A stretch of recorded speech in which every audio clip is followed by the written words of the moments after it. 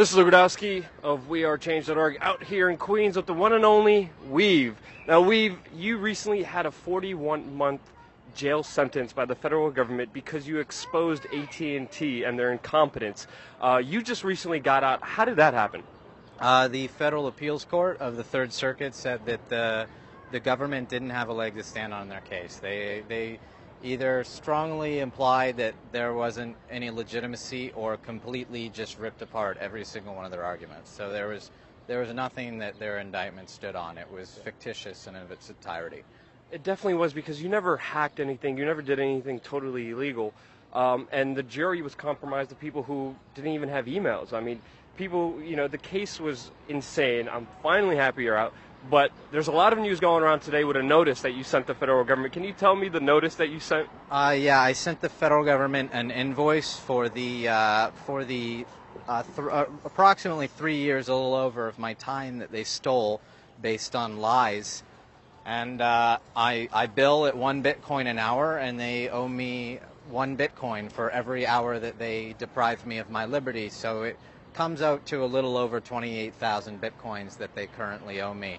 So I plan on filing liens upon their properties. They are seditious criminals and traitors to the United States Constitution. And if there were any integrity left in the judicial system, they would be facing charges themselves for the criminal level of misconduct that was in my trial. Yes, and they definitely do have Bitcoin since they seized them from the Silk Road. But what's the legal jurisdiction with this? What's the legal parameters that people should understand with what you're trying to do? I believe that anybody that is harmed by the government and by agents of the government through fraud and violence should be entitled to restitution. That they stole my time, they stole years of my time, and they need to reimburse me for that time. That's fair. That's reasonable, and yeah, that's what I plan on pursuing one way or another. I will get 28,000 Bitcoins of value from the government one way or another. Now, your prosecution was definitely political. It was meant to send a message to any people out there in the open source and the internet community that if you embarrass us, you will go to jail. And you're perfect proof of doing that, because you exposed AT&T for their incompetence, for their security holes, and they threw you in jail for something that they should have paid you for, should have hired you for, and it makes no sense. And they use, just the most absolute incompetent kind of information about you to persecute you. But it's good that you're out. What's next for you now? I'm probably writing a book. I'm starting a hedge fund, TRO LLC. The business model is basically what I've been doing for years, which is expose problems that corporations have in regards to information security and privacy, and short their stocks and monetize in that manner. So our first offering is in late August, and that'll be fun. I'm psyched about it. What made you start a hedge fund? Well, there's really right now, insofar as let's say you're a software exploit developer, right? And you develop a software exploit, then the only way for you to monetize that exploit is to sell it to the government. And we know what the government does with software exploits. They use them to illegally spy on people. Yep.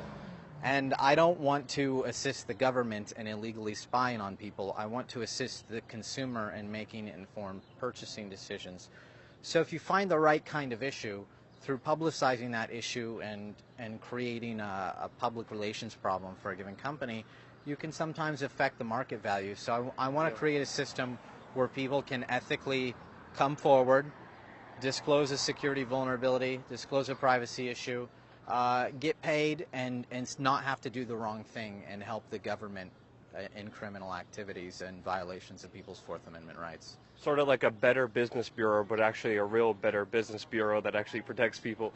Recently, Comcast had a bunch of problems with the information that came out from Edward Snowden, with NSA officials going into routers that were being shipped to people, and they were putting specific spyware on there that would track and do everything that they can. Is there any other incident that sticks out to you prior that you're looking at, that you're like going after or looking for? There's not. I mean, I'm looking for web application vulnerabilities in companies, and there's definitely a specific profile of company that we're looking at very, very closely, but it's not. It's really looking for opportunities, and we're not necessarily biased towards the profile. Is there anything else you want people out there to know? Is there any way people could support you? Is there any way people could find out more about you? You can send me bitcoins. It's in the essay I posted today, and yeah, that'd be great. Weev, you're awesome. I'm happy you're out of jail. Best of too. luck with your hedge fund. Best of luck. But government, pay up.